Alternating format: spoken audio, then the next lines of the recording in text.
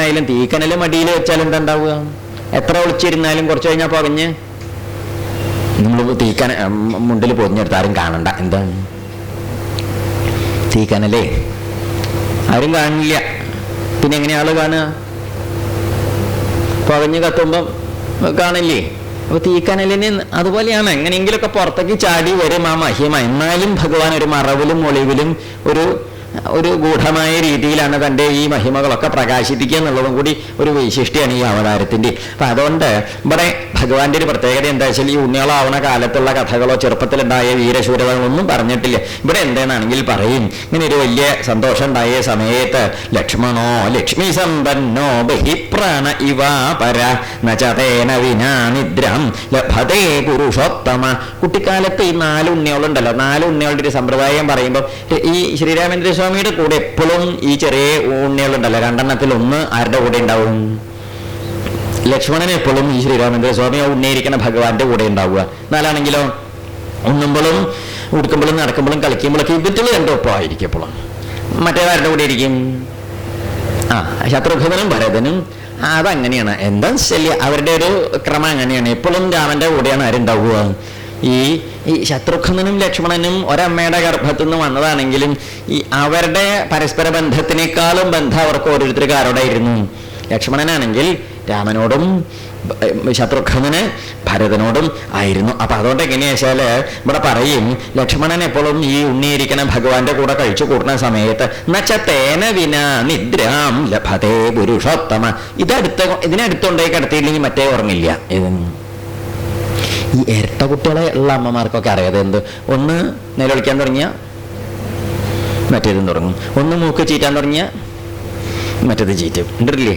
ഒന്ന് വയസ്ക്കാൻ തുടങ്ങിയാൽ അതങ്ങനെയാണ്. ഒക്കെ ഒരേ ക്രമമായിരിക്കും രണ്ടിന് പലപ്പോഴും. ശരിയല്ലേ? ഇത് ഒന്നിനെ എടുത്ത് മറ്റേനെ കിടത്തിയില്ലേച്ചാൽ മറ്റേത് ഉറങ്ങില്ല. അങ്ങനെയൊക്കെ പല വിഷമങ്ങളും ഉണ്ട്. പലപ്പോഴും കണ്ടിട്ടില്ലേ അങ്ങനത്തെ കഥകളൊക്കെ? അതുപോലെ ഇത് ഇരട്ട കുട്ടികളല്ലെങ്കിലും രാമനും ലക്ഷ്മണനും ഇരട്ടയല്ലല്ലോ, ഏട്ടക്കുട്ടികളുടെ മട്ടായിരുന്നു. അതിനെ അടുത്ത് കിട്ടിയില്ല, കണ്ടില്ല, ചെയ്ത് ഉറങ്ങില്ല. മാത്രം മൃഷ്ടമന്നമുപാശനക്കോ ആഹാരമൊക്കെ കിട്ടിക്കഴിഞ്ഞാൽ എന്താ ഉണ്ടാവുക എന്നറിയോ?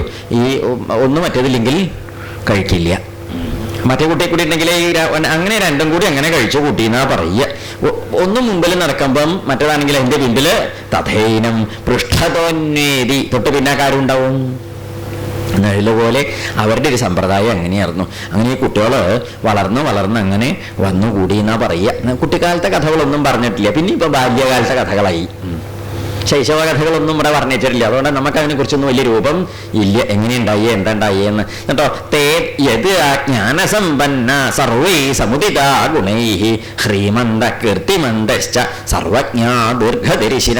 കുട്ടികൾ നല്ല വെളിച്ചം വിവരമുള്ള കുട്ടികളായിരുന്നു. അത് മധ്യേ പറയുന്നത് ഹ്രീമന്ത. നമ്മൾ ഹ്രീ നാണുള്ള കൂട്ടത്തിലായിരുന്നു. എന്നുള്ള കൂട്ടത്തില് ഈ നാണം എന്താന്ന് പണ്ട് പറഞ്ഞ അർത്ഥം എന്താണെന്നറിയോ? അരുതായ ചെയ്യാത്ത മട്ടാണെന്ന് അതിൻ്റെ അർത്ഥം. എന്താണ്? നാണം ഉള്ള കൂട്ടത്തിലാണെന്ന് പറഞ്ഞ അർത്ഥം അന്നത്തെ സാമൂഹ്യ സാഹചര്യം വെച്ചിട്ട് പാടില്ല എന്ന് വെച്ചുള്ള സംഗതികളൊന്നും ചെയ്യാൻ പുറപ്പെടുന്ന കൂട്ടത്തിലായിരുന്നില്ല എന്നാണ്. പറഞ്ഞൊക്കെ മനസ്സിലാവുണ്ടോ? ഇപ്പോഴും നമ്മുടെ നാട്ടിൽ ഇപ്പം കുറച്ച് കുറവാ. പണ്ടൊക്കെ നമ്മുടെ നാട്ടിൽ നാണക്കേട് എന്ന് പറയില്ലേ? കുറെ കാലം മുമ്പ് നമ്മുടെ നാട്ടിൽ നാണക്കേട് എന്ന് പറഞ്ഞു. ഇപ്പൊ കേട്ടാലോ പുരോഗമനം. എന്താ ഇപ്പൊ പേരെന്താണ്? ആരും ഒന്നും അറിയുന്നില്ല. പുരോഗമനല്ലേ? പണ്ടൊക്കെ നമ്മുടെ നാട്ടിൽ പുരുഷനായിക്കോട്ടെ സ്ത്രീ ആയിക്കോട്ടെ ഏതെങ്കിലും ഒരുത്തൻ പ്രേമിച്ച് കല്യാണം കഴിച്ചു, വലിയ അപകടമൊന്നുമില്ല, കല്യാണം കഴിച്ച് സന്തോഷമായിട്ട് ജീവിക്കേണ്ട, കുഴപ്പമൊന്നുമില്ല, ചീത്തത്തൊന്നും കാണിക്കാൻ പോയില്ല, ഒരു വിവാഹമൊക്കെ ചെയ്ത് അങ്ങനെ അങ്ങോട്ട് കഴിച്ചു, ആയിക്കോട്ടെ, എന്താ വിഷമം, നന്നായി ജീവിക്കാനില്ലേ, കുഴപ്പമൊന്നുമില്ല, ആയിക്കോട്ടെ. എന്നാലോ അതൊന്നുമല്ല. ഇപ്പം എങ്ങനെയാ പതിവ്? അങ്ങോട്ട് ഇങ്ങോട്ടൊക്കെ കല്യാണം കഴിച്ചിട്ടുണ്ടോ? ഇല്ല. പിന്നെ എങ്ങനെയാ താമസിക്കുന്നതൊക്കെ ഒന്നിച്ച്? എന്താ ഇതിൻ്റെ പേര്? അതെ, ടുഗദറാണ്. ശരിയല്ലേ? എന്നാലോ ബന്ധമൊന്നുമില്ല. ഇനി 2 ബന്ധമൊന്നുമില്ല. ആർക്ക് വേണമെങ്കിൽ ടുഗദർ എപ്പോഴും മതിയാക്കി വേറെ ടുഗദറിന് പോവാം, ഒരു കുഴപ്പമില്ല. ഉണ്ടോ? ഇല്ല. അപ്പൊ ഈ ടുഗദറിൽ ഇരിക്കുമ്പോൾ നമ്മൾ കുഴപ്പമില്ല. ഇനി ഇവൻ മാറി വേറെ ടുഗദറിന് പോയി, ഇവള് വേറെ ടുഗദറിന് പോയാലും നമ്മൾ ബസ് സ്റ്റാൻഡിൽ നിന്ന് കണ്ടാലും ഒരു കുഴപ്പമില്ല. ഇത് കട്ടി കൂടി വരും. ഇത് പണ്ട് നമ്മുടെ നാട്ടിലെ എന്താ പറയുക, മോശമായിട്ടല്ലേ പറയുക. ഇപ്പോഴാണെങ്കിലോ അത് പുരോഗമിക്കട്ടെ തിരുമേനി. ഇപ്പോഴും ഈ 10-ാം നൂറ്റാണ്ടിൽ ജീവിച്ചാൽ മതിയോ? പോരാ, പുരോഗമിക്കണം. പുരോഗമിച്ചില്ലേ? മതി. അപ്പൊ അതിലുണ്ടായ സന്താനങ്ങളോ അത് ബസ് സ്റ്റാൻഡിൽ പുരോഗമിക്കുന്നുണ്ട്. എന്ത് ശരിയോ തെറ്റോ? പരിഹാസം. ആ കുട്ടികളുടെ കാര്യം ആലോചിക്കണവരാരെങ്കിലും ഉണ്ടോ? ആ കുട്ടികൾക്ക് അച്ഛനുണ്ടോ? ഇല്ല. അമ്മയുണ്ടോ? ആരുണ്ട്? ഇല്ല. ഇവർ നാളെ ഇതൊന്നും ഇല്ലാതെ ഇവരുടെ ശ്രദ്ധയോ അവരുടെ ഒരു മഹിമയോ കിട്ടാതെ വളർന്ന് ആ കുട്ടികൾ നാളെ എന്താവണം? അല്ലെ? എന്തിനാണ് സാധ്യത? എന്തായാലും നമുക്ക് പറയാനോ എന്തെങ്കിലും ഉണ്ടോ? ഉണ്ടോ? എന്താ കാരണം? വെറുതെ ഒന്ന് ചിന്തിച്ചു നോക്കൂ. അല്ലാതെ ഈ കാളയുടെയും പോത്തിൻ്റെയും നായയുടെയും മാതിരി ജീവിക്കണവർക്ക് ഈ ചിന്തയുണ്ടോ? ഈ പൈതങ്ങൾ ആരുടെ ആയിക്കോട്ടെ, ആ പാവം കുട്ടികൾ എന്ത് പഴിച്ചു? ആ സാധു കുട്ടികളല്ലേ പാവങ്ങൾ, നല്ല മട്ടിൽ വളർന്ന് നല്ല സാഹചര്യത്തിൽ നല്ല പൗരന്മാരായിട്ട് അച്ഛൻ്റെ അമ്മയുടെയൊക്കെ സ്നേഹവും സംസ്കാരവും സമ്പ്രദായവുമായി വളർന്ന് നല്ലൊരു സമൂഹത്തിലേക്ക് ഇറങ്ങി നല്ലൊരു സമൂഹത്തെ ഉണ്ടാക്കി ആ സമൂഹത്തിൽ ജീവിക്കേണ്ടവരല്ലേ? അവരുടെ ഗതി എന്തായി? ഇത്തരം കുട്ടികളുടെ ഉള്ളിൽ എന്തുണ്ടാവും? എപ്പോഴും ലോകത്തിനോടും സമൂഹത്തിനോടും തന്നെ അനാഥമാക്കിയ ആ ഒരു വ്യവസ്ഥിതിയോടും ഇഷ്ടം തോന്നുന്നു? സാധ്യത കാണാനില്ല. അവര് സാമൂഹ്യ വിരുദ്ധരായിട്ട്, എന്തിനും വിരുദ്ധരായിട്ട് വളർന്നാൽ ആരുണ്ട് അതിനൊരു മറുപടി പറയാൻ? നമുക്കെന്ത് പറയാണ്ട് അവരോട്? നമുക്ക് എന്ത് ഉത്തരവാദിത്തം പറയാൻ ഉണ്ടോ? ഇല്ല. ആ സാഹചര്യം ആ കുട്ടികളെ അങ്ങനെയാക്കി. നമ്മളും അങ്ങനെ ആവാണ്ട പോയത് എന്തുകൊണ്ടാണ്? ആ ഒരു സാഹചര്യത്തിൽ പെടാത്തതുകൊണ്ടല്ലേ? പെട്ടുപോയാൽ നമ്മൾ ചിലപ്പോൾ അങ്ങനെ ആവോ ഇല്ലേ നമുക്കറിയോ? ആരപ്പം ഞെളിയണത്? എന്തിനാ ഞെളിയാനൊന്നും പുറപ്പെടണം. നമ്മളൊക്കെ ഇങ്ങനെ ഒരു സമ്പ്രദായത്തിലേക്ക് എത്തിപ്പെട്ടതുകൊണ്ട് ഇങ്ങനെയൊക്കെ നല്ല മട്ടുമാതിരിയായിട്ട് ജീവിച്ചു പോകുന്നു എന്നല്ലേ ഉള്ളൂ. അങ്ങനത്തെ ഒരു ഘട്ടത്തിൽ എത്തിപ്പെട്ടാൽ നമ്മൾ അങ്ങനെയായിട്ട് പോകില്ലേ? എന്നാൽ വെറുതെ ആലോചിച്ച് നോക്കൂ. ഇതാണ് പറയുന്നത്. അപ്പോൾ അന്നത്തെ കാലത്ത് നമ്മൾ പറയണേ ആ മോശമായതൊക്കെ ഇന്നത്തെ കാലത്താവുമ്പോൾ എന്താവണു? പറഞ്ഞോളൂ, മടിക്കൊന്നും വേണ്ട. പുരോഗമനം, നവോത്ഥാനം ഒക്കെ ആയിട്ട് മാറും.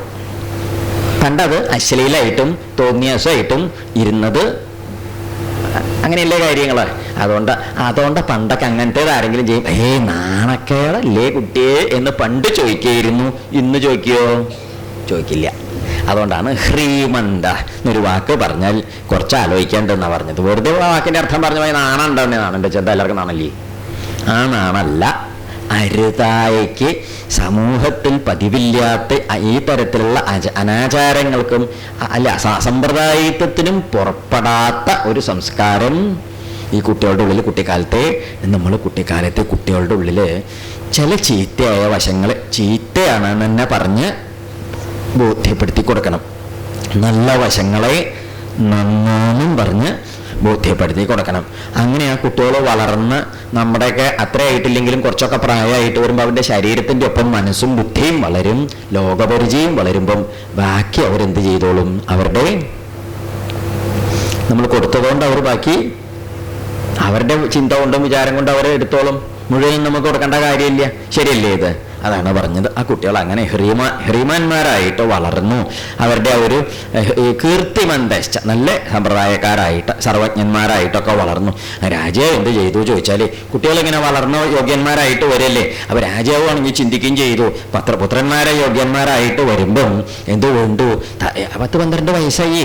അപ്പോൾ ആ രാജാവ് എന്ത് ചിന്തിച്ചു? അഥരാജ ദശരഥ തേഷാം ദാരക്രിയം പ്രതി ചിന്തയാമാസ ധർമാത്മാ സോപാധ്യായ സബന്ധവ. രാജാവ് ബന്ധുക്കളോടും ഉപാധ്യായൻ എന്ന് പറഞ്ഞ വാക്കിന്റെ അർത്ഥം ഉണ്ടോ? ഉപാധ്യായൻ അങ്ങനെ വാക്ക് കേട്ടിട്ടുണ്ടോ? യൗവ ഉപാധ്യായൻ എന്ന് കേട്ടിട്ടില്ലേ? എന്താ ഉപാധ്യായൻ എന്ന് പറഞ്ഞാല്? ഉപാധ്യായൻ എന്ന് പറഞ്ഞാലേ നമ്മുടെ ഓരോന്ന് പഠിപ്പിച്ചു തരുന്ന മാഷന്മാരില്ലേ, അവരെന്ത് പറയുക? ഉപാധ്യായൻ എന്ന്. നമ്മളിപ്പോൾ മാഷന്മാരെ സയൻസ് പഠിപ്പിച്ച മാഷ്, കണക്ക് പഠിപ്പിച്ച മാഷ്, മലയാളം പഠിപ്പിച്ച മാഷ്, ഹിന്ദി പഠിപ്പിച്ച മാഷ്, ഇംഗ്ലീഷ് പഠിപ്പിച്ച മാഷ്, ഇങ്ങനെ ഓരോ വിഷയങ്ങൾ പഠിപ്പിക്കണ മാഷന്മാരില്ലേ നമ്മുടെ ഗുരുനാഥന്മാര്, അവരെന്ത് പറയും? ഉപാധ്യായന്മാരെന്ന് പറയും. ഈ ഉപാധ്യായൻ എന്താവാം? ഗുരു ആവാം, ഗുരു ഉപാധ്യായനും ആവാം. പക്ഷേ ഗുരു എപ്പോഴും ഉപാധ്യായനായിക്കൊള്ളണമെന്നില്ല, ഉപാധ്യായൻ ഗുരു ആയിക്കൊള്ളണമെന്നില്ല. മനസ്സിലായില്ല അല്ലേ? മനസ്സിലായില്ല. ഉപാധ്യായൻ എന്ന് പറഞ്ഞാൽ എന്തെങ്കിലും ഒരു ശാസ്ത്രം നമുക്ക് പഠിപ്പിച്ചു തന്നയാൾ എന്ത് വിളിക്കാം? ഉപാധ്യായൻ എന്ന് വിളിക്കാം.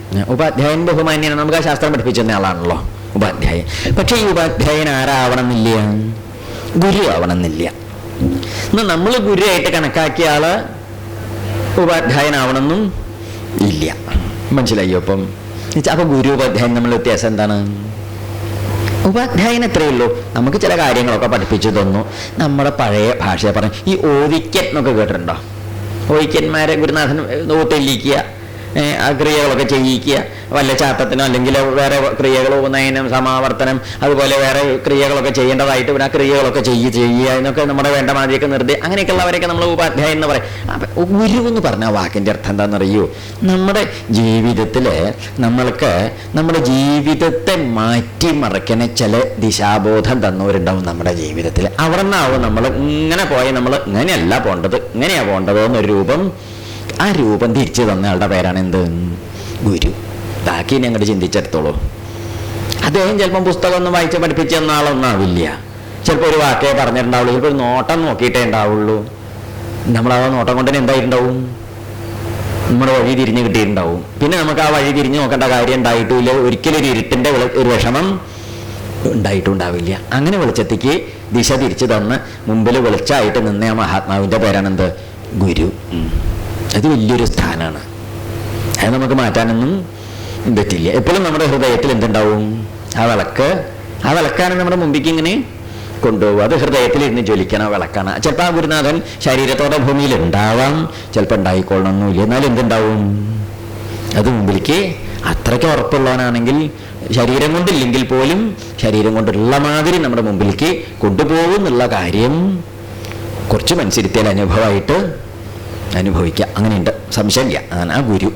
ആ ഗുരു ഉപാധ്യായ. അപ്പോൾ ഇവിടെ ഉപാധ്യായന്മാരെ പറഞ്ഞാൽ രാജകൊട്ടാരത്തിൽ വിദ്വാൻമാരായവർ പലരും ഉണ്ടോ, പല ശാസ്ത്രങ്ങൾ പഠിപ്പിക്കുന്ന അറിവുള്ളവരെല്ലാ ശാസ്ത്രങ്ങളിലും പണ്ഡിതന്മാരായ കൂട്ടർ രാജാവിൻ്റെ പുരോഹിതന്മാരെ ഇവിടെയൊക്കെ ഉണ്ട്. എല്ലാവരും കൂടി ഇങ്ങനെ ചിന്തിച്ചു. അങ്ങനെ ചിന്തിച്ചിരിക്കുന്ന സമയത്താണ് കുട്ടികളൊക്കെ വിവാഹത്തിൻ്റെ ക്രിയകളൊക്കെ ആയില്ലോ എന്നൊക്കെ വിചാരിച്ചിങ്ങനെ ഇരിക്കുന്ന സമയത്ത് എന്താ ചെയ്തു വെച്ചാൽ ഇങ്ങനെ ഈ രാജാവ് ആലോചിച്ചിരിക്കുമ്പോഴാണ് ഒരു വർത്തമാനം കേട്ടു. എന്താ കേട്ടതെന്നറിയോ? അതായത് രാജാവിൻ്റെ ഈ ചിന്ത നടന്നുകൊണ്ടിരിക്കുമ്പോഴാണ് കൊട്ടാരത്തിൽ ആര് വന്നു? അഭ്യാഗച്ഛൻ മഹാതേജ വിശ്വാമിത്രോ മഹാമുനി. അതപ്പം ഉണ്ടായത്. ഇനി വേറൊരു സംഗതി, വിശ്വാമിത്രര് വന്നു. വിശ്വാമിത്ര മഹർഷി. വിശ്വാമിത്രയെ കുറിച്ച് വലിയ വിവരം ഉണ്ടാവും ഇല്ലല്ലേ? പേടിക്കേണ്ട, കുറച്ച് കഴിഞ്ഞാൽ വിവരം ഉണ്ടായിക്കോളും. ഇപ്പൊ നമ്മളത്ര അറിയണമെന്നില്ല. വിശ്വാമിത്രരൊക്കെ ഒരു വലിയ പർവ്വതം പോലത്തെ മഹാത്മാവാണ് കേട്ടോ. വിചാരിച്ച മാതിരി ചിലപ്പോൾ കേൾക്കുമ്പോൾ നമുക്ക് തോന്നും ഹേയ് മഹാകേമൻ. ആ വിശ്വാമിത്രരാ വന്നതേ. നല്ല യോഗ്യനാണ് അദ്ദേഹം നല്ലോണം അധ്വാനിച്ച് നേടിയതാണേ. എന്ത് നമ്മൾ പറയില്ലേ, പഠിച്ച് കഷ്ടപ്പെട്ട് പഠിച്ചിട്ടാണ് അദ്ദേഹം നീക്കിലെത്തിയതെന്നൊക്കെ പറയുമ്പോൾ ഒരു ബഹുമതി തോന്നും നമുക്ക്. അല്ലാതെ അതേ ഇത് കിഴി ആര്യട്ടിശാലയത്തെ കിഴിയല്ല. മനസ്സിലായില്ലേ? പണമൊക്കെ കൊടുത്തിട്ടോ തരാ അങ്ങനെയൊക്കെ ഉണ്ടല്ലോ, അതിനെന്തോ അങ്ങനെയുള്ളതല്ല. ഇത് നല്ല യോഗ്യത കൊണ്ട് നേടിയതാണ്. അങ്ങനത്തെ വിദ്വാനാണ് ആര്? ആരുടെയെങ്കിലും അച്ഛൻ ആനപ്പുറത്ത് കയറിയതിൻ്റെ തഴമ്പല്ല ആർക്ക്. അതായത് അദ്ദേഹത്തെ ഒരു വലിയ ആളാക്കുന്ന ഒരു പാരമ്പര്യത്തിന്റെ മഹിമയിൽ വലിയ ആളായി വന്നതോ അല്ലെങ്കിൽ ആരെങ്കിലും ഉന്തി തള്ളി കേമനാക്കിയതൊന്നുമല്ല. അദ്ദേഹം സ്വയമേവ ഇറങ്ങി അങ്ങനെ ചിലരെ കണ്ടിട്ടില്ലേ?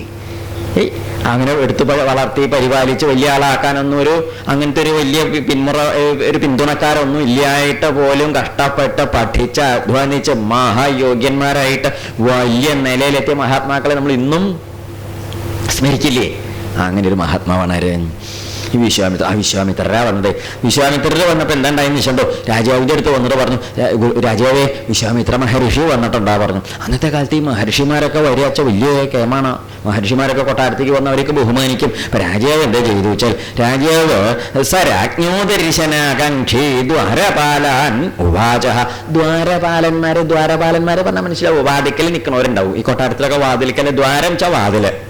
ദ്വാരപാലന്മാര് വാതിൽക്കൽ നിൽക്കുന്ന ആളുകളായിട്ട് ഈ സെക്യൂരിറ്റിക്കാരുണ്ടാവില്ലേ? ഇന്നത്തെ ഭാഷ പാറാവ്, പണ്ടത്തെ ഭാഷയല്ലേ.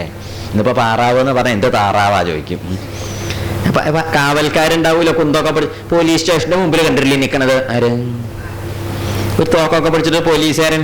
എന്താ കാരണം? അതൊരു ഇതാണ്. അവിടെ ആരും അങ്ങോട്ട് ചെന്നിട്ട് അവിടെ നിന്ന് എടുത്തുകൊണ്ടാവാനൊന്നും അതിൻ്റെ ഉള്ളിൽ ഉണ്ടായിട്ടൊന്നുമില്ല. എന്നാലും ഇതൊരു അവിടുത്തെ ഒരു സമ്പ്രദായം. പട്ടാളക്കാരുടെ ക്യാമ്പിൽ പോയാലും നമുക്ക് എന്ത് കാണാം? അതൊക്കെ അവിടുത്തെ ഓരോ പോസ്റ്റാണ്, അവർക്ക് ഓരോ സ്ഥാനം മാറി മാറിയിട്ടൊക്കെ വരും, അങ്ങനെയൊക്കെ ഉണ്ടാവും. അതൊക്കെ അവരുടെ ഔദ്യോഗികമായിട്ടുള്ള സമ്പ്രദായമാണ്.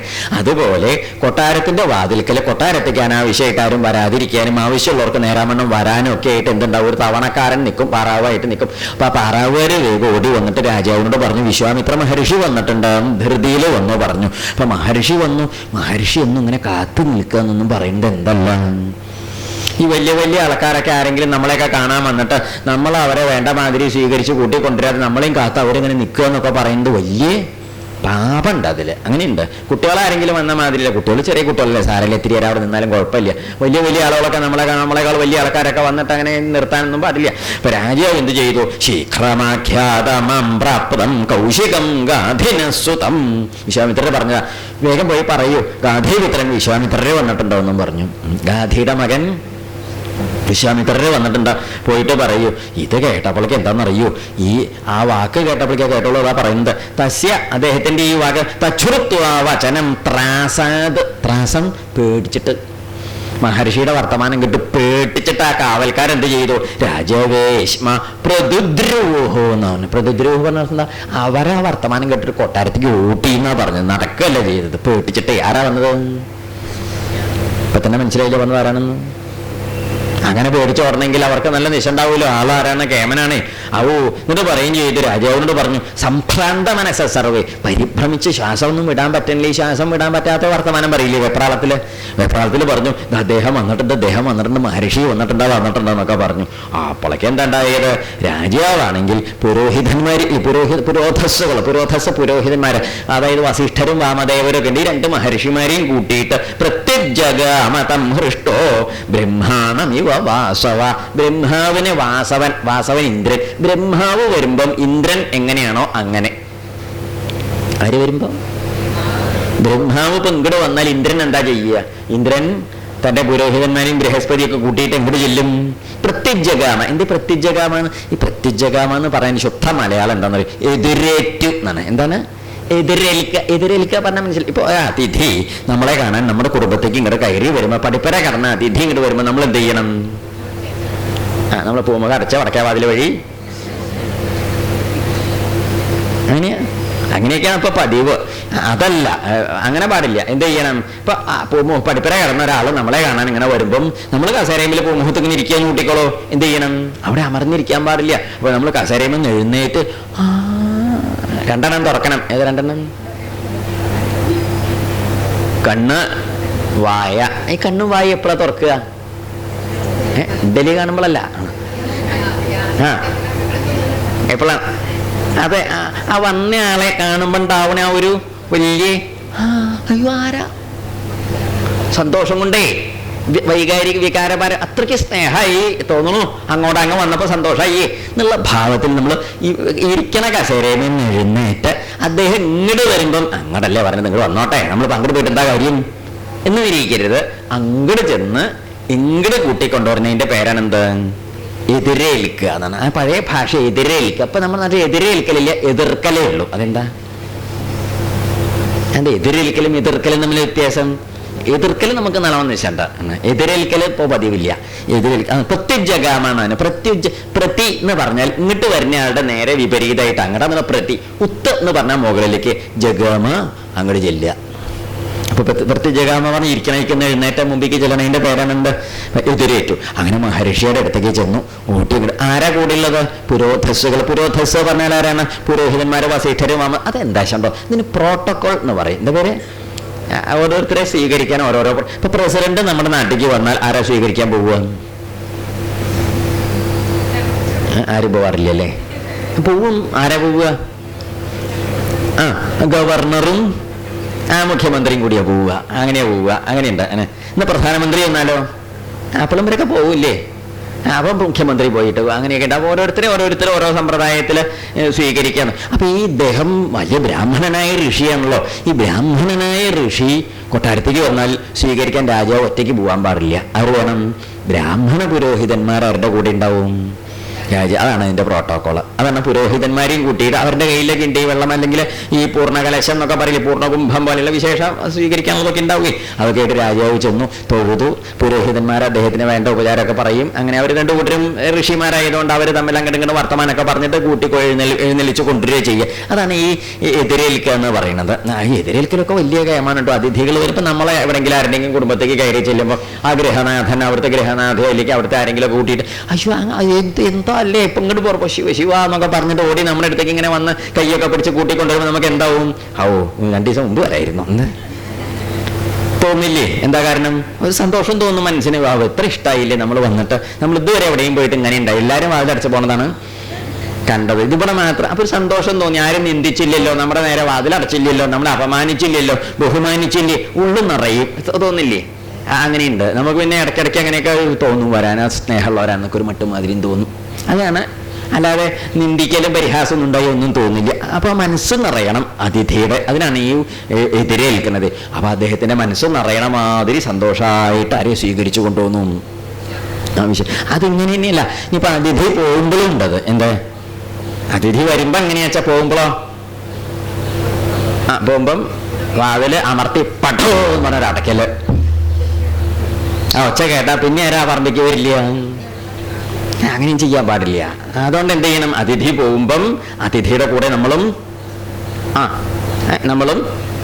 അദ്ദേഹം ഇങ്ങനെ പോകുമ്പോൾ അദ്ദേഹത്തിന്റെ കൂടെ ഇങ്ങനെ കുറെ ഇങ്ങനെ മുമ്പിലേക്ക് പോകണം. അദ്ദേഹത്തിന് വീട്ടിലേക്ക് പോകരുത്, പിന്നെ അതിഥി കണ്ടാൻ പറ്റില്ല. കൂടെ ഇങ്ങനെ പോവുക. ഇത് കുറച്ച് അത് പഴയ കണക്കൊക്കെ പറയുക. അത് ആ കണക്കൊന്നും ഇവിടെ പറഞ്ഞിട്ടില്ല, കൂട്ടത്തിൽ അതും കൂടി പറയുക. പഴയ കണക്ക് പറയുക. വെള്ളം കാണുന്നത് വരെ പോണെന്നാ പറയുക. കള്ളുഷാപ്പല്ല, കള്ളുഷാപ്പാണോ എന്ന്. ഇപ്പോഴത്തെ വെള്ളമാണല്ലോ. നാട് നിറയെ ഉണ്ട് ഇനിയും എന്ത് ഈ വെള്ളം കൊടുക്കണ സ്ഥലം. അതല്ല, വെള്ളം തോട് പുഴ അങ്ങനത്തെയൊക്കെ ഉണ്ടാവില്ലേ?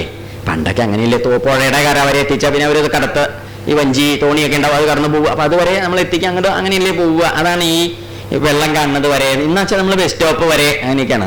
ബസ് സ്റ്റോപ്പിൽ എന്താ അതിഥികളൊക്കെ വന്ന് നമ്മൾ എന്ത് ചെയ്യണം? ഞാൻ ബസ് കയറ്റി വരണം, ഇല്ലെങ്കിൽ എന്താ ബുദ്ധിമുട്ട്? ഇല്ലെങ്കിൽ ബസ് കിട്ടിയില്ല പറഞ്ഞ ഈ സാധനം കണ്ടന്നെ വരും.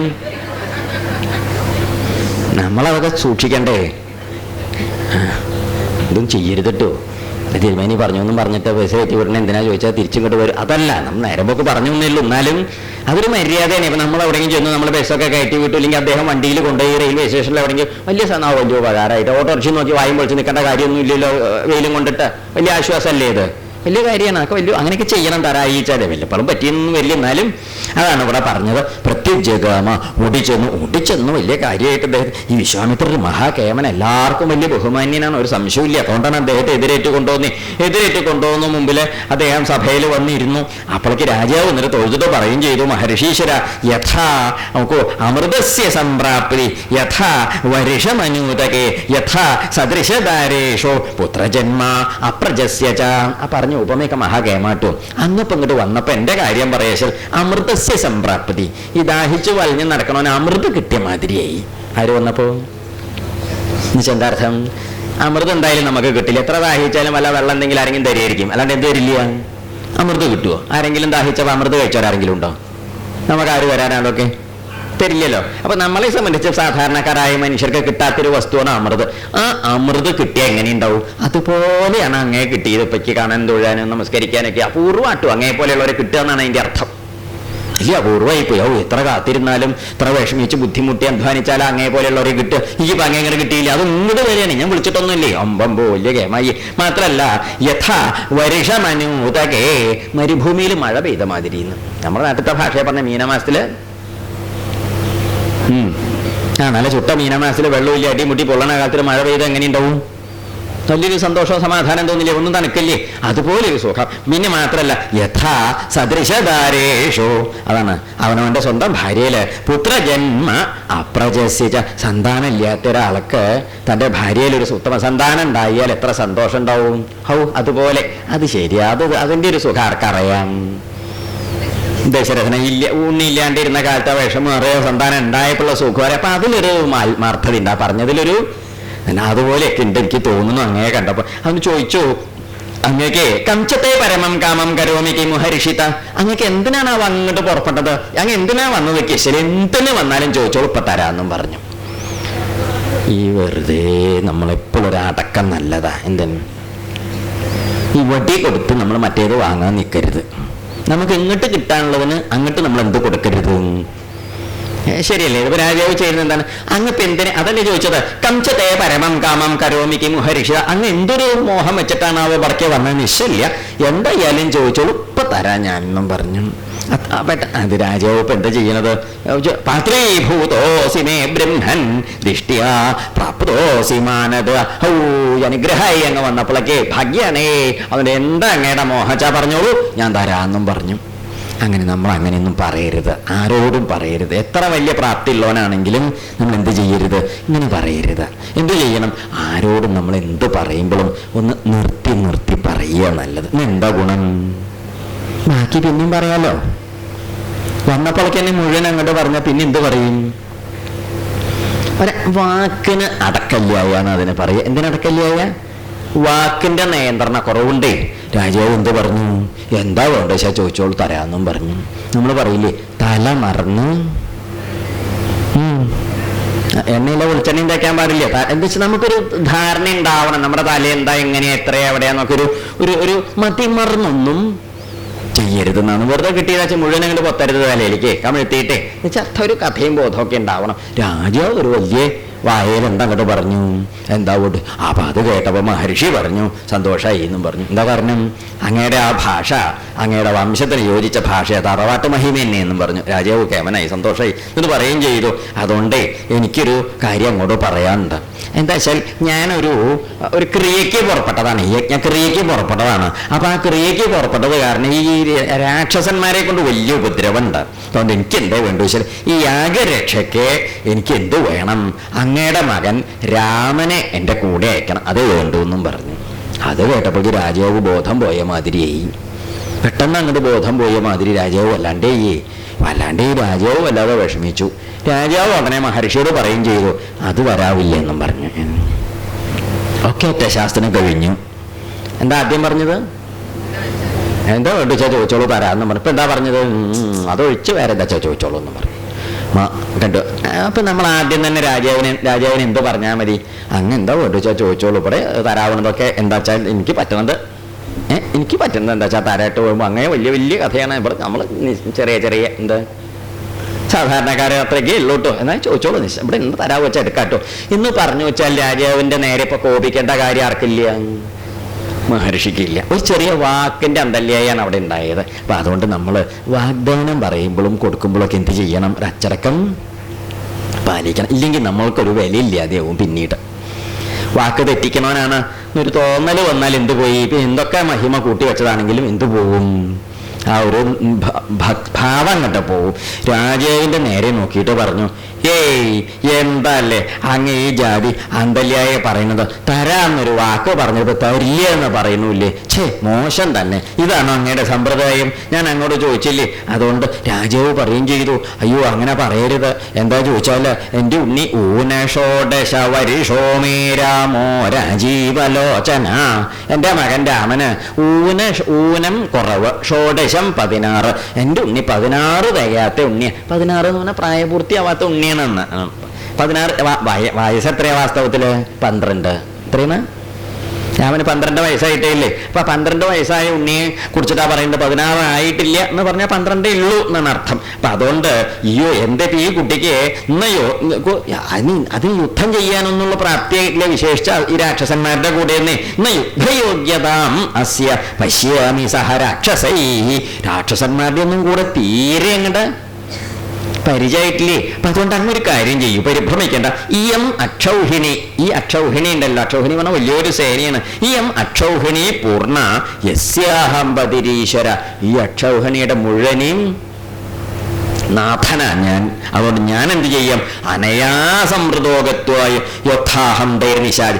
ഈ അക്ഷൗഹിണി പട്ടാളക്കാരുടെ കൂടെ വന്ന് ഞാൻ എന്ത് ചെയ്തോളാം? അങ്ങയുടെ പട്ടാളത്തെ, അങ്ങയുടെ രാക്ഷസന്മാരെയൊക്കെ എൻ്റെ പട്ടാളത്തെ കൊണ്ട് ഇല്ലാതെ കണ്ടാക്കിക്കോളാം. ആര് പറഞ്ഞു? രാജാവ് പറഞ്ഞു. മഹർഷി സമ്മതിച്ചില്ല. മഹർഷി പറഞ്ഞു, എനിക്ക് അങ്ങേന്നും വേണ്ട, രാമനെ മതി എന്നും പറഞ്ഞു. ഒടുക്ക പുലിവാല് കലശലായി. എന്ത് ചെയ്യും? ആകെ കഷ്ടത്തിലായി. അതാണ് ചെറിയൊരു വാക്കിൻ്റെ അന്തല്യായോണ്ടുണ്ടായതാണ്. അപ്പോൾ വരുത്തി വെക്കുന്ന പല ദുരിതങ്ങളും ഈ ദശരഥന് മാത്രമല്ല നമ്മൾക്കും എങ്ങനെ ഉണ്ടാവുന്നതാണ്, നമ്മളുണ്ടാക്കണതാണ്. അപ്പം അതുകൊണ്ട് നമ്മൾ രാവിലെ പറഞ്ഞതിൻ്റെ മുകളിൽ പറഞ്ഞെത്തിക്കുക, വാക്കിനും ഉണ്ടാവണം ഒരടക്കം, ശരീരത്തിനും ഉണ്ടാവണം ഒരടക്കം. ശരീരത്തിന് അടക്കം വേണേ. ഈ കുട്ടികളുണ്ടല്ലേ, ഇപ്പം നമ്മുടെ മടിയിൽ കുട്ടികളൊക്കെ ഇരിക്കുന്നുണ്ടെങ്കിൽ ആ മടിയിലിരിക്കുന്ന കുട്ടി മുമ്പിലുള്ളവരുടെ തലയിലെ പൂവ് പിടിച്ച് പറിക്കും, ആ മുടിയിൽ കൊളുത്തി വെച്ച എന്തെങ്കിലുമൊക്കെ ഉണ്ടോ അത് പിടിച്ച് പറിക്കും, അതൊക്കെ മുഷിയും. എന്താ കാരണം അതൊക്കെ എടുത്ത് പറിച്ചാൽ അയാൾക്ക് വിഷമാവില്ലേ. പിന്നെ വേറെ വല്ലതും ചെവിയിൽ പിടിച്ച് കണ്ണടയില്ലാതെ തോണ്ടി നോക്കും, അപ്പോൾ താഴത്തേക്ക് വീഴും. അത് ഉണ്ടി കുറച്ചു നേരം അടങ്ങും. പിന്നെ നമ്മൾ അങ്ങോട്ട് അങ്ങോട്ട് വീണ്ടും അത് തോണ്ടും.